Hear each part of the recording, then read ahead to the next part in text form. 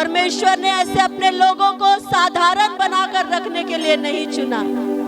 अगर आप लंबे समय से निराशाओं में से होकर गुजर रहे हैं, परमेश्वर क्या कहता है, वो निराशा के हथियार के द्वारा शैतान ने तेरे माइंड पर अटैक किया था ना, हाँ, वही हथियार जिसके द्वारा तुझ पर अटैक हो रहा था, उसी हथियार को अब तू इस्तेमाल करेगा।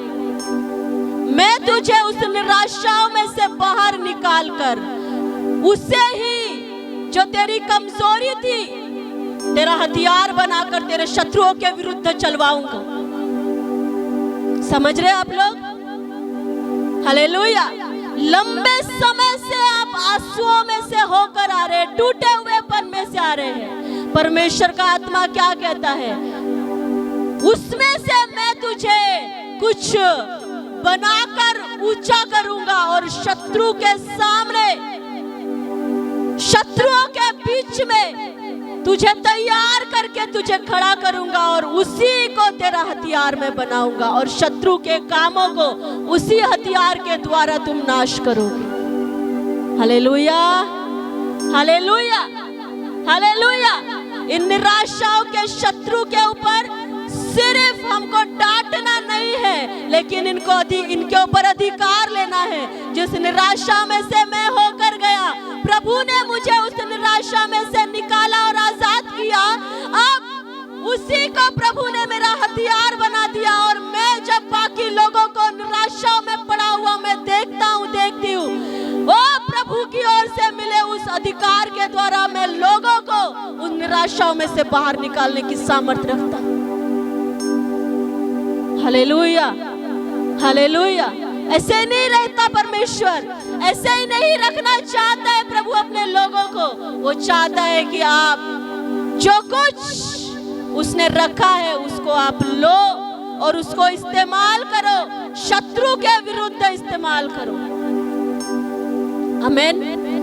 जो शैतान अब तक आपके विरुद्ध में इस्तेमाल कर रहा था, प्रभु ने उसे ही हथियार बनाकर उसके हाथ में दे दिया। Hallelujah, hallelujah.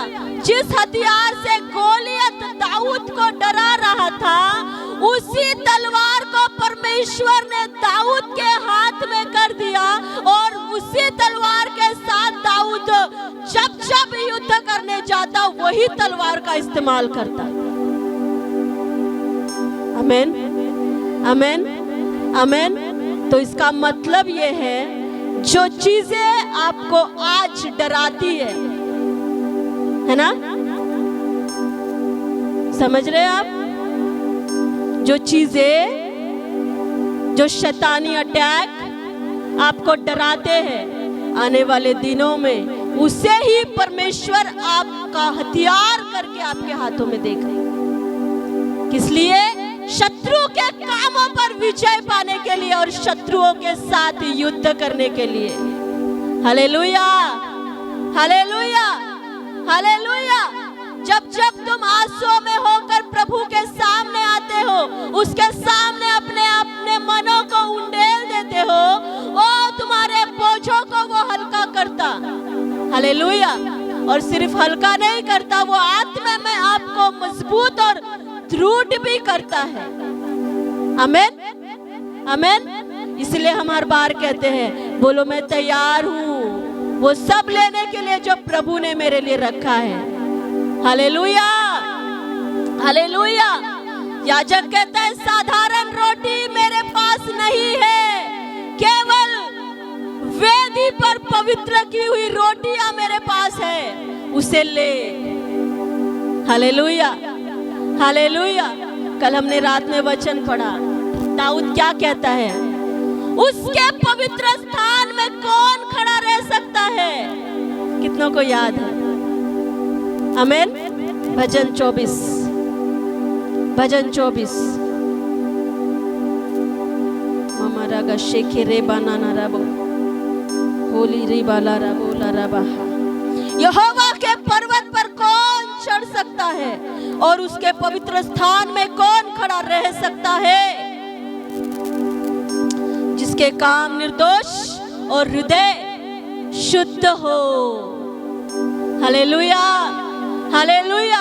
याजक ने भी उस रोटियों को दाऊद के हाथ में देने से पहले उनसे कहा, तुम शुद्ध होना चाहिए, तुम पवित्र होना चाहिए, क्योंकि ये पवित्र रोटियां है, इसे साधारण लोग नहीं खा सकते हैं। आमीन। तो जब हम प्रभु के भवन में आए, है ना, पश्चाताप के हृदय के साथ हमने आना है, समर्पण के हृदय के साथ हमने आना है। Hallelujah, hallelujah. मेरे काम परमेश्वर के सामने निर्दोष पाए जाए, मेरा हृदय प्रभु के सामने शुद्ध पाया जाए। वचन में लिखा, वही यहोवा के भवन में वही यहोवा की ओर से आशीष पाएगा और अपने उद्धार करने वाले परमेश्वर की ओर से धर्मी ठहराया जाएगा। वचन में लिखा। हालेलुया। कितनों को समझ आ रहा है आज का वचन? कितनों को समझ आ रहा है आज का वचन? कईयों के सरों के ऊपर से जा रहा है। अगर आज आपने इस वचन को पकड़ लिया ना, आपका बेस ये मजबूत करेगा। हालेलुया, हालेलुया, हालेलुया। वो पवित्र की हुई वो भोजन वस्तु, वचन, वो आपके सामने परोसा जाता है, उसे लेना है, उसे खाना है, क्योंकि यीशु कहता है कि जीवन की वो रोटी मैं ही हूँ। और सिर्फ रोटी नहीं, वो हथियार भी, वो शत्रु के हथियारों पर, उसके कामों पर वो विजय परमेश्वर का आत्मा चाहता है कि अपने लोगों को दे।